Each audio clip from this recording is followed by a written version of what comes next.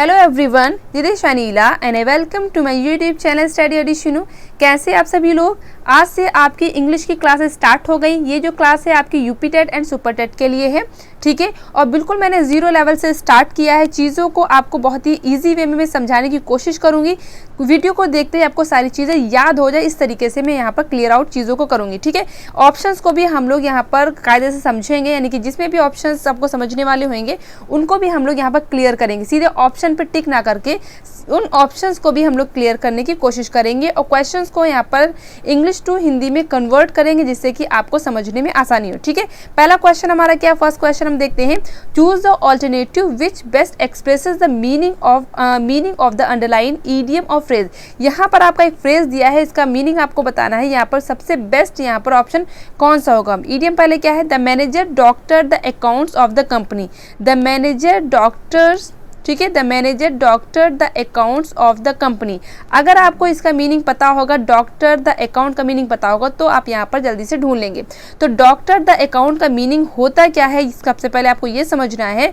किसी भी अकाउंट में चेंज करना, बदलाव करना, मैनिपुलेट करना, ठीक है, उसको बोलते हैं डॉक्टर द अकाउंट्स बोलते हैं, ठीक है। मैनेजर ने क्या किया? कंपनी के अकाउंट में क्या किया? कुछ चेंजेस किए, कुछ बदलाव किए, कुछ हेरफेर बदल किया, ठीक है। तो यहाँ पर ऑप्शन हम देखते हैं, यहाँ पर कौन सा सबसे सही ऑप्शन यहाँ पर निकल के आएगा इस ईडियम के लिए, ठीक है। पहला ऑप्शन है to make changes in account books, तो बुक में नहीं होगा। To clear the doctor's bill, bill में नहीं होगा। To verify the accounts in detail, ये भी बिल्कुल नहीं होगा। टू मैनिपुलेट द अकाउंट, तो बिल्कुल यहाँ पर ऑप्शन 4 यहाँ पर बिल्कुल राइट आंसर हो जाएगा, ठीक है। ऑप्शन 4 की तरफ हम लोग यहाँ पर जाएंगे। टू मैनिपुलेट, ठीक है, टू मैनिपुलेट द अकाउंट्स, तो बिल्कुल यहाँ पर कौन सा राइट हो जाएगा? ऑप्शन डी यहाँ पर बिल्कुल सही आंसर हो जाएगा, ठीक है। क्लियर हुआ? नेक्स्ट क्वेश्चन पे हम लोग चलते हैं। क्वेश्चन नंबर 2 हमारा क्या है? सारे ही क्वेश्चंस आपके इंपॉर्टेंट है। इसी तरीके से आपके UP TET and super TET दोनों में क्वेश्चन इसी तरीके से पूछे जाते हैं, ठीक है। आप प्रीवियस ईयर के क्वेश्चन उठा के देखिएगा, आपको इस तरीके से चीज़ें मिल जाएंगी। नेक्स्ट क्वेश्चन हमारा, choose the antonyms of the given word, ठीक है। एंटोनिम्स सिनोनिम्स आपका आता है, इसको कुछ लोग एंटोनिम्स भी बोलते हैं, लेकिन इसका सही प्रोनाउंसिएशन क्या होता है? एंटोनिम्स होता है, ठीक है। तो प्रोनाउंसिएशन पे मत जाइएगा, क्योंकि आपका ब्रिटिश इंग्लिश और अमेरिकन इंग्लिश में दोनों में प्रोनाउंसिएशन में थोड़ा सा फर्क रहता है, तो इस वजह से आपको याद रखना, इसको बोलते हैं एंटोनिम्स बोलते हैं, राइट। तो यहाँ पर choose the antonyms of the given word. देखिए चीज़ों को हम लोग यहाँ पर डिस्कस करके समझेंगे, जिससे कि चीज़ें आपको याद रहें, ठीक है। चीज़ों को आपको याद करना है, आपको अच्छे से पता है इंग्लिश आपके लिए याद करने में मुश्किल होती है। जिनके पास इंग्लिश जो है मतलब बेस नहीं होता है, जिन्होंने इंग्लिश नहीं ले रखी होती, उनके लिए दिक्कत आती है। तो इसी तरीके से हम लोग करेंगे, क्वेश्चन आपको अच्छे से ईजी वे में समझ में आ जाए, ठीक है। तो यहाँ पर एंटोनिम्स मतलब क्या होता है? ऑपोजिट होता है। ऑपोजिट मतलब क्या होता है? विलोम होता है, जिसको आपको पता है, ठीक है। कंफ्यूज बिल्कुल ना होइए, यानी कि सिनोनिम एंटोनिम्स में बिल्कुल कंफ्यूज ना होइएगा। सिनोनिम्स और एंटोनिम में बिल्कुल कंफ्यूज नहीं होएगा। इसको क्या बोलते हैं? ऑपोजिट बोलते हैं, ठीक है। यानी कि ऑपोजिट मतलब उल्टा, ठीक है। तो यहाँ पर ऑप्शन क्या है? वेग यहाँ पर दिया है क्वेश्चन, यानी कि वर्ड क्या है यहाँ पर? वेग है। अब वेग का आपका विलोम शब्द बताना है, ठीक है। तो यहाँ पर ऑब्सक्योर हो जाएगा, इररेलेवेंट हो जाएगा, या डेफिनिट हो जाएगा, या अनसर्टेन हो जाएगा। तो सबसे पहले आपको वो वेग का आपको ऑप्शन, वेग का आपको मीनिंग पता होना चाहिए, जब आप यहाँ पर ऑप्शन ढूंढ पाएंगे। तो वेग का मतलब क्या होता है? अस्पष्ट होता है, जो स्पष्ट ना हो, ठीक है। अस्पष्ट होता है, जो स्पष्ट ना हो, ठीक है। तो इस तरीके से मैं यहाँ पर लिखती चलती हूँ, जिससे कि आपको चीज़ें समझ में आ जाए। अस्पष्ट कह लीजिए, या अनिश्चित भी इसका जो होता है, ठीक है। क्योंकि आपको पता है एक इंग्लिश वर्ड में आपको कई मतलब मीनिंग मिल जाते हैं, और उसके यूज़ के अकॉर्डिंग चीज़ें होती हैं।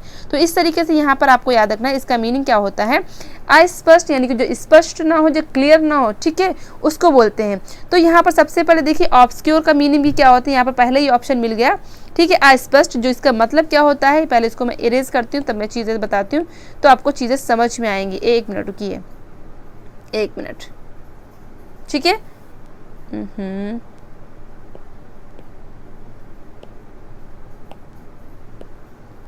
ठीक है, हाँ देखिए, तो यहाँ पर इसका मीनिंग मैंने क्या बताया आपको? अस्पष्ट बताया, अस्पष्ट भी बोलते हैं, ठीक है। तो इसका मतलब क्या हो गया? अस्पष्ट हो गया। तो जाहिर सी बात, ऑब्सक्योर का मतलब भी अस्पष्ट होता है, तो इसका एंटोनिम ये नहीं हो सकता। इररेलेवेंट, जो रेलिवेंट ना हो, मतलब जो किसी से मतलब उस जैसा ना होगा, तो ये इररेलेवेंट है, ठीक है। डेफिनिट का मतलब होता है, जाहिर सी बात, निश्चित होता है, तो यानी कि निश्चित रूप से मैंने बताया। और इसका मीनिंग क्या बताया था? अनिश्चित भी बताया था। तो अनिश्चित का ऑपोजिट क्या होगा? जाहिर सी बात डेफिनिट होगा, और डेफिनिट का ऑपोजिट इनडेफिनिट भी होता है, ठीक है। तो ये भी आप कंफ्यूज ना होइएगा। अगर मान लीजिए यहाँ पर आपका दिया होता, डेफिनेट का ऑपोजिट और भी दे सकते थे, तो इनडेफिनेट भी दे सकते थे, ठीक है। ऑप्शन के अकॉर्डिंग आपको बताना, तो वेग का यहाँ पर मीनिंग क्या हो जाएगा, मतलब ऑपोजिट क्या हो जाएगा, डेफिनेट हो जाएगा, ठीक है। अनसर्टेन मतलब पता है अनिश्चित, जो निश्चित ना हो, ठीक है। तो ये भी इसका क्या हो गया, ये इसका जो सिनोनिम हो गया, ये भी इसका सिनोनिम हो गया, इररिलेवेंट भी इसी का सिनोनिम हो गया एक तरीके से। यहाँ पर ऑपोजिट कौन सा हो जाएगा, यानी कि डेफिनेट हो जाएगा, इसलिए यहाँ पर ऑप्शन सी यहाँ पर बिल्कुल राइट आंसर हो जाएगा, ठीक है। ऑप्शन सी की तरफ हम लोग यहाँ पर जाएंगे, क्लियर है। ओके, नेक्स्ट क्वेश्चन हमारा है, क्वेश्चन नंबर 3 है हमारा है, choose the correct alternative to fill in the blanks, यानी कि यहाँ पर फिल इन द ब्लैंक्स दिया हुआ है, यानी कि यहाँ पर स्पेस दिया हुआ है, डैश दिया हुआ है, इसमें आपको राइट वर्ड को यहाँ पर फिल करना है। अब देखते हैं यहाँ पर सेंटेंस क्या है, the speaker did not properly space out, the speaker, speaker मतलब जो बोलने वाला, did not properly space out his speech, यानी कि उसने अच्छे से अपनी स्पीच को स्पेस आउट नहीं किया, बट वेंट ऑन किस पे went on, one point only, यानी कि सिर्फ वो क्या है, बल्कि क्या है, वो एक ही चीज़ पे, एक ही पॉइंट पे क्या होता रहा, स्ट्रेसिंग होता रहा, ठीक है। तो यहाँ पर क्या होगा, स्ट्रेसिंग यहाँ पर राइट ऑप्शन हो जाएगा। हिंदी निकाल के देखिए, हिंदी निकाल के देखा करिए, तभी आपको चीज़ें समझ में आएंगी। The speaker did not properly space out, यानी कि वो अच्छे से स्पेस आउट नहीं कर पाया, यानी कि स्पीच नहीं दे पाया, ठीक है, बहुत अच्छे से अपनी चीज़ों को मतलब रख नहीं पाया, बल्कि went on stressing one point, यानी कि एक ही पॉइंट पे क्या रहा, वो घूमता रहा, एक ही पॉइंट पे वो क्या है, फोकस कर रहा था, जो उसको मेन चीज़ दिखानी थी, ठीक है। तो इस वजह से यहाँ पर ऑप्शन ए यहाँ पर राइट हो जाएगा, ठीक है। अवॉइडिंग, अवॉइड मीन्स क्या होता है, अनदेखा करना, जाहिर सी बात नहीं होगा। डिवोटिंग यानी कि समर्पण होना, इस तरीके से चीज़ें नहीं होंगी। तो यहाँ पर बेस्ट ऑप्शन यहाँ पर कौन सा राइट होगा, तो यहाँ पर ए ऑप्शन यहाँ पर बिल्कुल राइट होगा। चीज़ों को समझते चलिए, क्योंकि मैं एक क्वेश्चन पर ज़्यादा टाइम ले लेती हूँ, रीज़न ये रहता है कि आपको चीज़ें समझ में आ जाए, ठीक है। नेक्स्ट क्वेश्चन हमारा है, एक मिनट, नेक्स्ट क्वेश्चन हमारा क्वेश्चन नंबर 4 की तरफ हम लोग हैं। Find out the part which has an error, यानी कि आपको 4 पार्ट्स यहाँ पर दिए हुए हैं, ठीक है। यहाँ पर ए है, बी है, सी है, डी है, या 1 2 3 4 कर लीजिए। तो यहाँ पर आपको बताना है किस पार्ट में एरर है या उसमें एरर नहीं है, ये भी ऑप्शन होता है।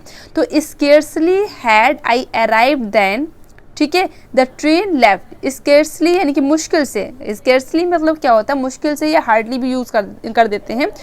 हैड आई अराइव्ड यानी कि मैं पहुंचा ही था, देन द ट्रेन लेफ्ट यानी कि ट्रेन क्या है, जा चुकी थी, मैंने जैसे पहुंचा ही था और ट्रेन क्या है, जा चुकी थी, ठीक है। तो इस तरीके से यानी कि ट्रेन छूट चुकी थी। तो यहाँ पर आपको ये ध्यान रखना है, जहाँ पर स्केर्सली हो या आपका हार्डली हो, दोनों ध्यान रखिएगा, स्केर्सली हो या आपका हार्डली हो, तो इनके साथ क्या है, देन का यूज़ नहीं होता है, बल्कि किसका यूज़ होता है, वहाँ पर व्हेन का यूज़ होता है, ठीक है। किसका यूज़ होता है, यहाँ पर व्हेन का यूज़ होना चाहिए, ना कि देन का यूज़ होना चाहिए। इस वजह से यहाँ पर किस पार्ट में एरर है, पार्ट 2 में एरर है, ठीक है। तो यहाँ पर हम लोग किस पे जाएंगे, ऑप्शन यहाँ पर जो 2 दिया है, इस पे यहाँ पर राइट आंसर हो जाएगा। क्लियर हुआ, यहाँ पे याद रखिएगा, स्केर्सली एंड हार्डली दोनों के साथ देन का यूज़ नहीं होता है, बल्कि किसका यूज़ होता है, तो यहाँ पर व्हेन का यूज़ होता है। व्हेन यहाँ पर क्या है, कंजक्शन है। व्हेन यहाँ पर ध्यान रखिएगा, जो आपके क्वेश्चन वर्ड है वो कई तरीके से यूज़ होते हैं, ठीक है। इंट्रोगेटिव प्रोनाउन भी होता है, इंट्रोगेटिव एडवर्ब भी होता है, ठीक है, एंड कंजक्शन भी होता है, ठीक है। तो ध्यान रखिएगा कि ये नहीं कि जहाँ पर आप व्हेन देख ले तो व्हेन का मतलब आप क्वेश्चन वर्ड समझ ले, ऐसा बिल्कुल नहीं है। उसका यूज़ कई तरीके से करते हैं। यहाँ पर किस तरीके से यूज़ हुआ, तो यहाँ पर ये कंजक्शन के रूप में यूज़ हुआ है, यानी कि संयोजक के रूप में यूज़ हुआ है। संयोजक का काम क्या होता है, जोड़ने का होता है, 2 वर्ड्स को जोड़ने का काम करता है, या 2 फ्रेज को जोड़ने का काम करता है, या 2 सेंटेंस को जोड़ने का काम करता है, ठीक है। तो याद रखिएगा चीज़ें समझ, मैं आपको पार्ट्स ऑफ स्पीच पढ़ाऊंगी, noun, pronoun, adjective, verb, preposition, conjunction, interjection, जब मैं चीज़ें आपको पढ़ाऊंगी तो आपको सारी ही चीज़ें समझ में आएंगी, ठीक है। यहाँ पर हम लोग क्वेश्चन के माध्यम में थोड़ा थोड़ा समझते चलते हैं, क्योंकि एक ही क्लास में सब कुछ समझाना मतलब आसान नहीं होता, ठीक है। नेक्स्ट क्वेश्चन हमारा, choose the alternative which the best expresses the meaning of the given word. यहाँ पर भी आपका पूछ लिया गया है कि इसमें सबसे मतलब बिल्कुल कह सकते हैं सिनोनिम से एक तरीके से है, ठीक है। तो यहाँ पर सबसे अच्छा इसका जो है अर्थ क्या होगा, सबसे अच्छा मीनिंग यहाँ पर क्या होगा, ये पूछा गया है। तो सबसे पहले फीबल का मीनिंग आपको पता होना चाहिए क्या होता है। तो फीबल का मीनिंग होता है कमज़ोर होता है, कमज़ोर का मीनिंग क्या हो जाएगा, यहाँ पर वीक हो जाएगा। ठीक है, याद रखिएगा। ठीक है, ये वीक मीन्स कमज़ोर होता है और इस वीक मीन्स सप्ताह होता है, ये आपको पता होगा, इतना आपको आता होगा। ठीक है, इस वीक मीन्स क्या होता है, कमज़ोर, और इस वीक मीन्स क्या होता है, सप्ताह होता है। ठीक है, अगर नहीं पता है तो आप यहाँ पर सुन लीजिए। ठीक है, इसमें काफ़ी कंफ्यूज लोग हो जाते हैं, ये होमोफोन्स में इस तरीके से आपके क्वेश्चन पूछ लिए जाते हैं। तो फीबल का मीनिंग क्या होता है, कमज़ोर होता है। अब देखिए डिजेबल का मीनिंग क्या होता है, असमर्थ होता है। फोर्सफुल का मतलब क्या होता है, किसी फोर्सफुल यानी कि किसी को मतलब प्रेशर दे के कहना। डोसाइल का मीनिंग क्या होता है, विनम्र होता है या सीधा होता है। ठीक है, विनम्र कह लीजिए, सीधा कह लीजिए। ठीक है, दोनों के तरीके से यूज़ होता है। ठीक है, तो यहाँ पर विनम्र हो या सीधा हो, दोनों आपका चल जाएगा। ठीक है, वीक मीन्स क्या होता है, कमज़ोर होता है। वीक मीन्स क्या, हाँ यहाँ पर मैंने लिख भी दिया था। तो वीक मीन्स क्या होता है, कमज़ोर होता है। इस वजह से यहाँ पर राइट ऑप्शन कौन सा हो जाएगा, फीबल हो जाएगा। ठीक है, क्योंकि डिजेबल का मीन्स असमर्थ। ठीक है, यानी कि जो योग्य ना हो। फोर्सफुल यानी कि किसी को जो फोर्स किया जाए, बल दे के किया जाए, यानी कि किसी पे प्रेशर डाला जाए, कह सकते हैं। डोसाइल का मतलब सीधा होता है। तो जाहिर सी बात है कौन सा ऑप्शन यहाँ पर सही हो जाएगा, तो यहाँ पर बिल्कुल यहाँ पर राइट आंसर कौन सा हो जाएगा, ऑप्शन 4 यहाँ पर बिल्कुल यहाँ पर राइट आंसर हो जाएगा। क्लियर चीज़ें हुई। ओके, नेक्स्ट क्वेश्चन हमारा क्वेश्चन नंबर 6 हमारा है, choose the correct alternative to the fill in the blanks. अब यहाँ पर बताना है यहाँ पर कौन सा यहाँ पर वर्ड नहीं बल्कि एक तरीके से फ्रेज कह सकते हैं। ठीक है, फ्रेज और सेंटेंस में फ़र्क होता है। ठीक है, जब मैं फ्रेज और सेंटेंस पढ़ाऊंगी तो आपको मैं बताऊंगी।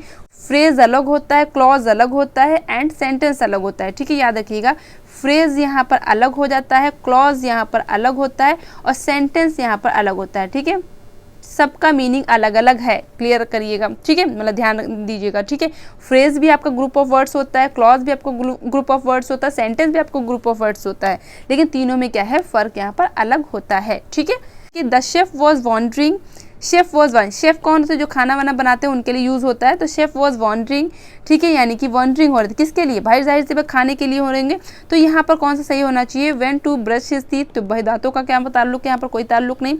What to prepare for the important dinner, यानी कि वॉट टू यानी क्या वो मतलब जो है प्रिपेयर करे फॉर द इम्पॉर्टेंट डिनर, यानी कि इम्पॉर्टेंट डिनर के लिए क्या वो क्या है प्रिपेयर करे, क्या तैयार करे, इस वजह से वो क्या था, वॉन्डर था। ठीक है, तो इस वजह से यहाँ पर कौन सा ऑप्शन सही हो जाएगा, तो ऑप्शन बी यहाँ पर बिल्कुल राइट हो जाएगा, क्योंकि शेफ का यहाँ पर किससे ताल्लुक है, खाने से ताल्लुक है, यहाँ दांतों वातों का कोई सेंस नहीं बनता है।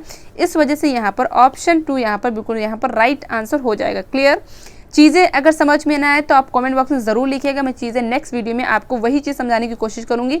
नेक्स्ट क्वेश्चन हमारा, choose the alternative which can be substituted for the given word और सेंटेंस। ठीक है, यानी कि इसके लिए कौन सा वर्ड हो, यानी कि वन वर्ड सब्स्टिट्यूशन आपने पढ़ा होगा, यानी कि आपको एक सेंटेंस दिया होगा, उसके लिए एक पर्टिकुलर वर्ड, एक स्पेशल वर्ड का यूज़ होता है, उसको बताना। जैसे कि कहते हैं हिंदी में, जैसे आप पढ़ते होगे कि जैसे कि जिसके माता पिता ना हो तो उसको क्या बोलते हैं। ठीक है, जिसके माता पिता ना हो तो उसको अनाथ बोलते हैं। ठीक है, जो ईश्वर पे विश्वास रखता हो उसको बोलते थीस्ट बोलते हैं, जो ईश्वर पे विश्वास ना रखता हो तो उसको एथीस्ट बोलते हैं। ठीक है, जो अनाथ हो उसको ऑर्फन बोलते हैं, अनाथ जहाँ पर रहते हैं उसको ऑर्फनेज बोलते हैं। इस तरीके से वर्ड्स आपके पूछे जाते हैं, सेंटेंस हिंदी में भी पूछे जाते हैं, इंग्लिश में भी पूछे जाते हैं। इंग्लिश हिंदी को मैं कंबाइन करके पढ़ाऊंगी तो जिससे आपको समझ में आ जाए। ठीक है, तो ये क्या वाक्यांश के लिए एक शब्द जैसे कि हिंदी में आता है उसी तरीके से इंग्लिश में आता है। ठीक है, one who lives in the seclusion. ठीक है, जो सेक्लूजन में रहता है, सेक्लूजन का मतलब होता है जो एकांत में रहता हो, यानी कि एकांत में कौन रहता है, सन्यासी। तो सन्यासी या वैरागी के लिए कौन सा वर्ड यहाँ पर आएगा, सन्यासी या वैरागी के लिए कौन सा आएगा,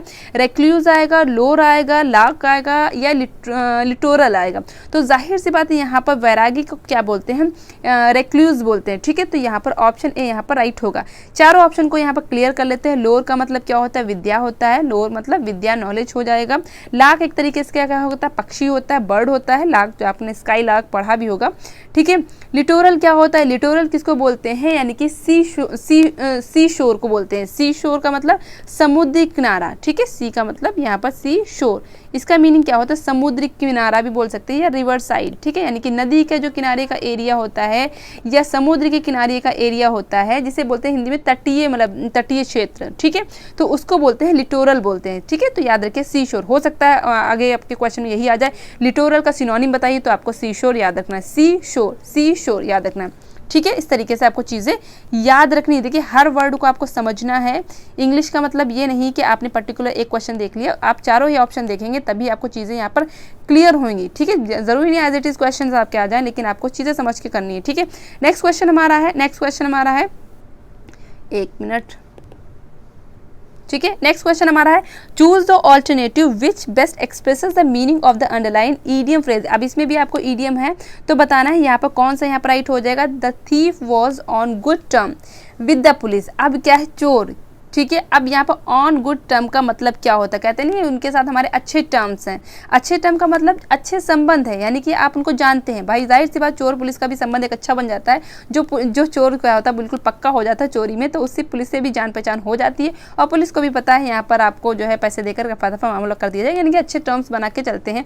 जो जितने भी चोर उचक्के होते हैं, जो भी होते हैं, वो भी क्या करते हैं, वो अपने पुलिस स्टेशन में यानी कि पुलिस से थोड़ी सी जान पहचान रखते हैं, क्योंकि उनका आना जाना लगा रहता है ना, इस वजह से, ठीक है। The thief was on good term with the police, तो यहाँ पर क्या हो जाएगा, तो यहाँ पर अच्छे संबंध होने के लिए कौन सा ऑप्शन यहाँ पर बिल्कुल सही होगा। पहला ऑप्शन क्या है, केप्ट टर्म्स एंड कंडीशंस, ठीक है। Was friendly, followed the rules या एग्रीड विद देम, तो जाहिर सी बात कौन सा होगा, वॉज फ्रेंडली, बहुत ज़्यादा मतलब क्या है, मतलब अच्छे संबंध होना, फ्रेंडली है, मैत्रीपूर्ण है, ठीक है, तो वॉज फ्रेंडली, तो यहाँ पर राइट हो जाएगा द थीफ वॉज, ठीक है, ऐसे कह सकते हैं the thief was friendly with the police, यानी कि ऑन गुड की जगह पर अगर हम फ्रेंडली यूज़ कर देंगे तब भी यहाँ पर राइट आंसर हो जाएगा, ठीक है। यहाँ पर वॉज यहाँ पर एक्स्ट्रा दे रखा है तो फ्रेंडली यहाँ पर राइट आंसर हो जाएगा फिलहाल, ठीक है, समझ में आई बात। ओके, नेक्स्ट क्वेश्चन हमारा choose the correct alternative to the fill in the blanks. अब यहाँ पर भी आपका फिल करना है। I have brought some books, brought means क्या होता है, ब्रिंग मीन्स लाना, ब्रॉट क्या है, ब्रिंग की थर्ड फॉर्म है, ठीक है, चीज़ें समझिएगा। ब्रिंग मीन्स क्या होता है, लाना, BRING ब्रिंग, और जिसकी सेकंड फॉर्म क्या होती है, ब्रॉट, ठीक है, सेकंड फॉर्म क्या होती है, ब्रॉट, और थर्ड फॉर्म क्या होती है, ब्रॉट, ठीक है। फर्स्ट फॉर्म ब्रिंग, ब्रॉट, ठीक है। तो I have brought some books, यानी कि मैं क्या है, सम बुक्स लाया या लाई, किसके लिए, फॉर यू, तुम्हारे लिए, टू एग्जामिन करने के लिए, तुम्हारे लिए एग्जामिन करने के लिए कुछ बुक्स में लाई या लाया, ठीक है, या लाया हूँ, ठीक है। इस तरीके से यहाँ पर कौन सा राइट हो जाएगा, बुक्स फॉर यू, यहाँ पर किसके लिए, तुम्हारे लिए, तो लिए के लिए कौन सा आता है यहाँ पर, ठीक है, लिए के लिए कौन सा आता है, तो यहाँ पर लिए के लिए फॉर आता है, ना कि टू विद ओवर आता है, ठीक है, क्लियर है। तो यहाँ पर ऑप्शन 2 यहाँ पर बिल्कुल राइट आंसर हो जाएगा, क्लियर है। ओके, नेक्स्ट क्वेश्चन हमारा है क्वेश्चन नंबर 10 की तरफ हम लोग चलें। ओके, नेक्स्ट क्वेश्चन हमारा है choose the antonyms of the given word. यहाँ पर भी आपको ऑपोजिट बताना है। कॉन्फिडेंस, कॉन्फिडेंस का ऑपोजिट क्या होगा, देखिए कॉन्फिडेंस का मीनिंग आपको पता ही है, कहते कॉन्फिडेंट रहना चाहिए, यानी कि आपको अपने पे मतलब बिल्कुल मतलब भरोसा होना चाहिए, कॉन्फिडेंस में रहना चाहिए। हिंदी में पर्टिकुलर मुझे वर्ड नहीं याद आ रहा कॉन्फिडेंस के लिए क्या यूज़ करेंगे, तो आपको क्या होना चाहिए, ठीक है, अभी याद आ जाएगा। तो डिपेंडेंस हो जाएगा, सस्पिशन हो जाएगा, रिलायंस हो जाएगा, या डेफिडेंस हो जाएगा। अब यहाँ पर बताइएगा रिलायंस का मीनिंग क्या है, डिपेंडेंस का मीनिंग है तो आपको पता ही होगा, डिपेंड होना किसी पर, डिपेंडेंस मतलब निर्भरता, ठीक है। डिपेंड का मतलब डिपेंड होना, और डिपेंडेंस का मीनिंग होता है निर्भरता, यानी कि एक नाउन है, एक आपका जो है क्या कहते हैं, एडजेक्टिव हो जाएगा, ठीक है। ओके, ठीक। सस्पिशन का मतलब क्या हो जाएगा, सस्पिशन का मतलब होता है संदेह होता है, इसका मीनिंग क्या होता है, संदेह।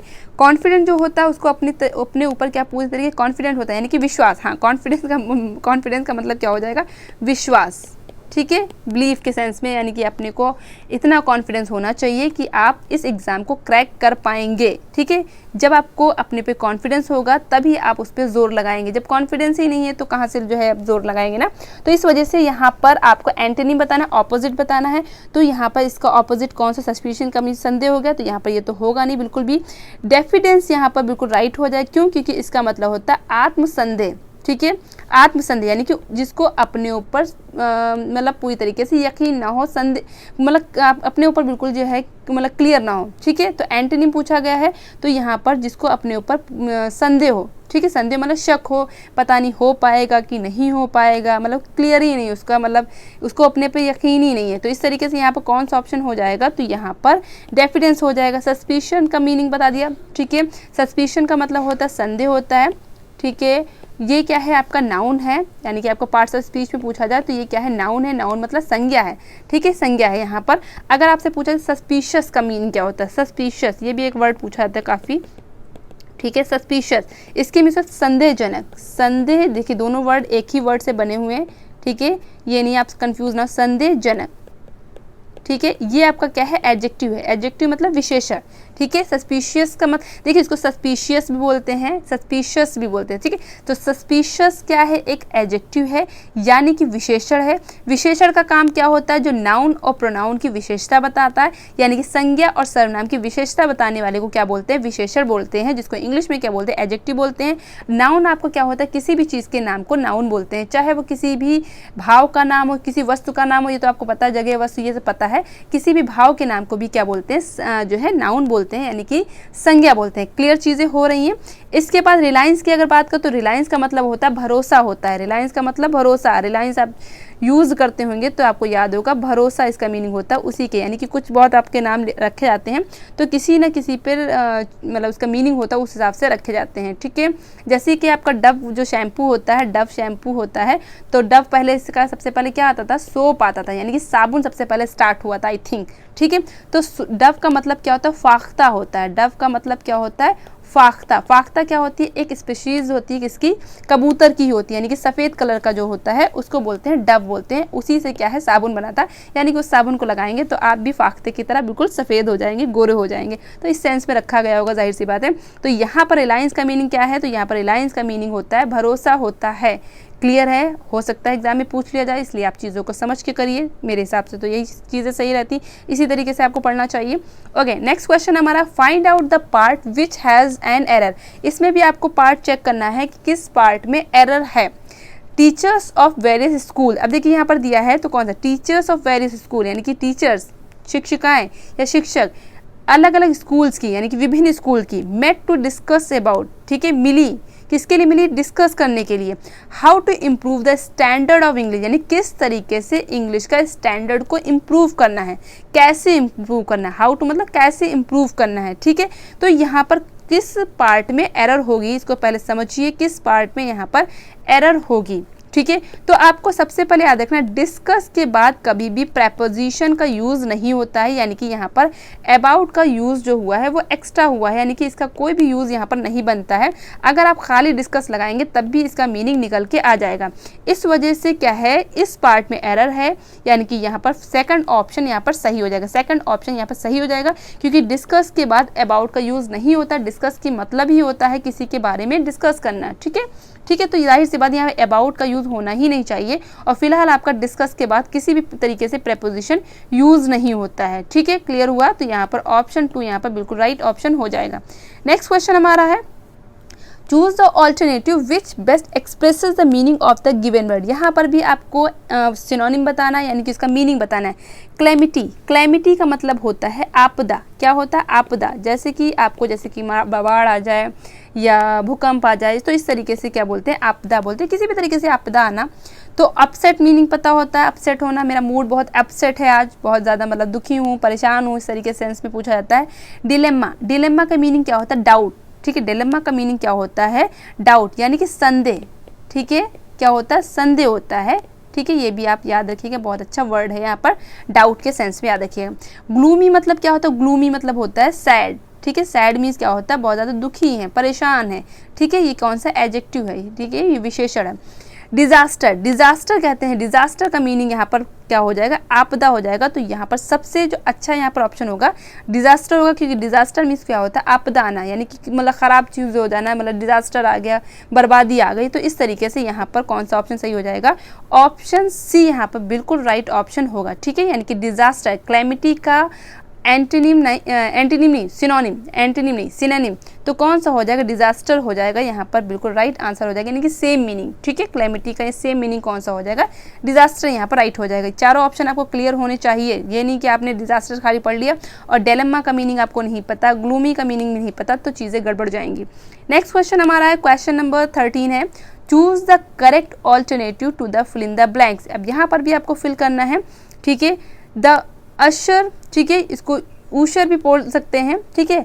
अशर शोड अस, अशर, अशर का मीनिंग क्या होता है, सबसे पहले आपको ये ध्यान रखना है, अशर का मीनिंग होता है बैठने का स्थान दिखाने वाला, ठीक है। या हम कह सकते हैं जैसे कि आप सिनेमा वगैरह में जाते हैं तो वो जो द्वारपाल होता है, जो गेट कीपर होता है, वहाँ पर जो रखे स्पेशली वहाँ पर रखे जाते हैं, जो आपको आपकी जगह बताता है कि आपकी सीट कौन सी है, यानी कि सीट को, जगह को इंडिकेट करने वाला, बताने वाले, उसको बोलते हैं अशर बोलते हैं। द अशर शोड अस, क्या शो किया, ठीक है, हाउ टू टेक फोटोग्राफ। तो जाहिर है फोटोग्राफ नहीं, मतलब कैसे लेना है ये नहीं बिल्कुल होगा। वेयर टू सिट, तो यहाँ पर राइट कौन सा हो जाए कि कहाँ आपको बैठना है, कौन सी आपकी सीट है, किस सीट के लिए आपने टिकट ली है। तो इस तरीके से यहाँ पर राइट ऑप्शन कौन सा हो जाएगा, मतलब वेयर टू सिट, कहाँ आपको बैठना है, ठीक है। इस तरीके से यहाँ पर ऑप्शन बी यहाँ पर बिल्कुल राइट हो जाएगा। और यहाँ पर ध्यान रखिए अशर का मतलब जो है क्या कहते हैं, उप शिक्षक भी होता है, लेकिन यहाँ पर जिस सेंस में यहाँ पर यूज़ हुआ उस सेंस में यहाँ पर चीज़ें आपको करनी है, ठीक है। तो यहाँ पर क्या हो जाएगा, एक तरीके से द्वारपाल कह सकते हैं या सीट को दिखाने वाला कह सकते हैं। क्लियर हुआ। नेक्स्ट क्वेश्चन हमारा, choose the alternative which can be substitute for the given word या सेंटेंस, ठीक है। तो कौन सा हो सकता है, वन वर्ड सब्स्टिट्यूशन यहाँ पर भी है। One who pretend to be somebody else, यानी किसी को किसी और दिखाना, यानी कि वो है नहीं ऐसा, ये क्या है इसमें, वो ऐसा है नहीं, जिस तरीके से वो अपने आप को शो कर रहा है वो ऐसा है नहीं, कुछ और दिखाना। तो कौन सा हो जाएगा, वाइल हो जाएगा, यॉकेल हो जाएगा, इम्पोस्टर हो जाएगा या एन हो जाएगा।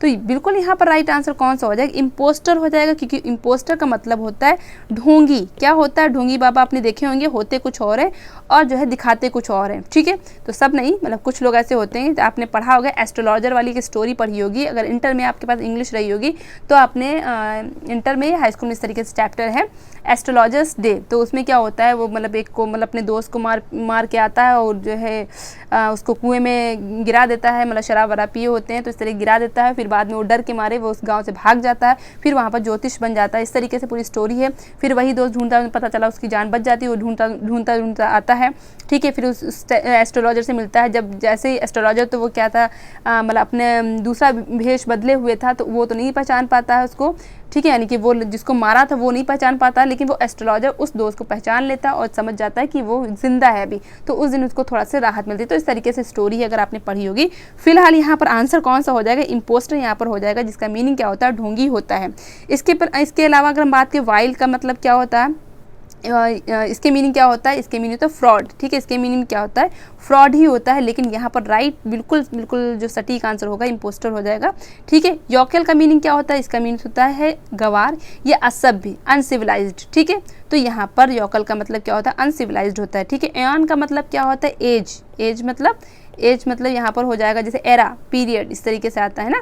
तो यहाँ पर युग के सेंस में हिंदी में बोले तो युग यहाँ पर कह सकते हैं, ठीक है। चीज़ें समझ में आ रही हैं, ऐसा तो नहीं मैं जल्दी बोल जा रही हूँ, आपको कुछ समझ में नहीं आ रहा तो आप मुझे कमेंट बॉक्स में ज़रूर बताइएगा, तो मैं थोड़ा सा मतलब आराम से आपको चीज़ें समझाने की कोशिश करूँगी, ठीक है। नेक्स्ट क्वेश्चन हमारा है, लास्ट क्वेश्चन हमारा है ये, rearrange the part PQRS to produce the correct sentence and choose the correct alternative, ठीक है। हाँ, अब यहाँ पर क्या दिए हैं, यहाँ पर देखिए इस तरीके क्वेश्चन आता है। और ये वाला जो क्वेश्चन होता है, ये काफ़ी बच्चे इसमें कंफ्यूज हो जाते हैं।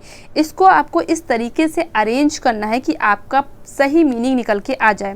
पहला यहाँ पर दे रखा होता है और लास्ट का यहाँ पर दे रखा होता है। यहाँ पर लास्ट का खैर नहीं दिया, कुछ में लास्ट का भी दे रखा होता है। तो पहला यहाँ पर दे रखा है, द पीपल डिसाइडेड, ठीक है, पहले पूरा पढ़ लीजिए। People decided they were going how much to spend on the construction of the school building. तो यहाँ पर कौन सा हो जाए, देखिए द पीपल डिसाइडेड, पीपल ने क्या किया, डिसाइड किया, ठीक है, तय किया। क्या तय किया होगा, कुछ होगा, क्या तय किया, हाउ मच, कितना, हाउ मच टू स्पेंड, ठीक है, हाउ मच टू स्पेंड। यहाँ पर देखिए, यहाँ पर मैं लगाती चलती हूँ निशान तो समझ में आ जाए पहली लाइन कौन सी है। ये तो आपका पहला हो ही गया, द पीपल, यहाँ पर इसको हटा देते हैं, ये तो पहला है ही है, इससे देखते हैं, ठीक है। द पीपल डिसाइडेड, ठीक है, डिसाइडेड हाउ मच, ठीक है, हाउ मच टू स्पेंड, ठीक है, हाउ मच टू स्पेंड, कितना खर्च करना है, हाउ मच टू स्पेंड, कितना खर्च करना है, ठीक है, कितना खर्च करना है। फिर क्या आएगा, अब देखिए यहाँ पर गड़बड़ जा रहा है, हाउ मच टू स्पेंड कुछ बन नहीं रहा है, how much they were going, ठीक है, बन नहीं रहा है। अब यहाँ पर देखिए फिर गड़बड़, देखिए इसी तरीके से आपको मिलाना है, ये नहीं कि आपने फटाफट मिला दिया। तो the people decided how much they were going, how much they were going, ठीक है, दे वर गोइंग टू स्पेंड, ठीक है, how much they were going, कितना वो खर्च करने जा रहे हैं, ठीक है, on the construction of the school building, school building के कंस्ट्रक्शन में। ठीक है, तो इस तरीके से सीक्वेंस आपका बना। एक बार फिर से चेक कर लीजिए, ऐसे मिला करके फिर से आपको चेक करना है। द पीपल डिसाइडेड, पीपल ने डिसाइड किया, क्या डिसाइड किया? ठीक है, हाउ मच, कितना, दे वर गोइंग यानी कि they were going to spend, they were going to spend यानी कितना खर्च करने जा रहे हैं, किस पे? On the construction of the school building, school building के कंस्ट्रक्शन पे। तो इस वजह से यहाँ पर ये वाला सीक्वेंस सही आया। अब देखिए यहाँ पर कौन सा, सबसे पहले आएगा क्यों, फिर पी, क्यों और पी यहाँ पर आ रहा है। ठीक है, यही वाला आपका ऑप्शन मिल जाता है क्योंकि क्यों पी किसी में नहीं है। तो ऑप्शन यहाँ पर कौन सा हो जाएगा? ऑप्शन ए यहाँ पर बिल्कुल राइट ऑप्शन हो जाएगा। ठीक है, इस तरीके से हम लोगों ने यहाँ पर 15 क्वेश्चंस कर लिए। मुझे पूरी उम्मीद है आपको चीज़ें ज़रूर समझ में आई होंगी। तो अगर आप इसी तरीके से क्लासेस चाहते हैं अलग अलग सब्जेक्ट्स की, super TET, UP TET, KVS के लिए, तो मेरे चैनल को सब्सक्राइब कर सकते हैं। यहाँ पर आपकी बिल्कुल सीक्वेंस सारी क्लासेस चलने वाली हैं, पूरी स्टार्ट हो गई हैं। ठीक है, बिल्कुल जीरो लेवल से मैंने स्टार्ट किया है। आपको चीज़ें ज़रूर समझ में आएंगी। चीज़ें समझ में आने का सेंस मेरा है, आपको चीज़ें, क्वेश्चन आपको इस तरीके से एग्जाम में ज़रूर मिलेंगे। ठीक है, ये मेरा वादा है, आपको क्वेश्चन आपको 100% मिलेंगे। ठीक है, चलिए अब हम लोग इस क्लास को यहीं पर एंड करते हैं। अब हम लोग आने वाले क्लासेस में मिलेंगे। तब तक के सभी को जय हिंद, जय भारत, खुश रहिए और खुशियाँ बांटते रहिए। Thank you so much for watching my video. Thank you so much.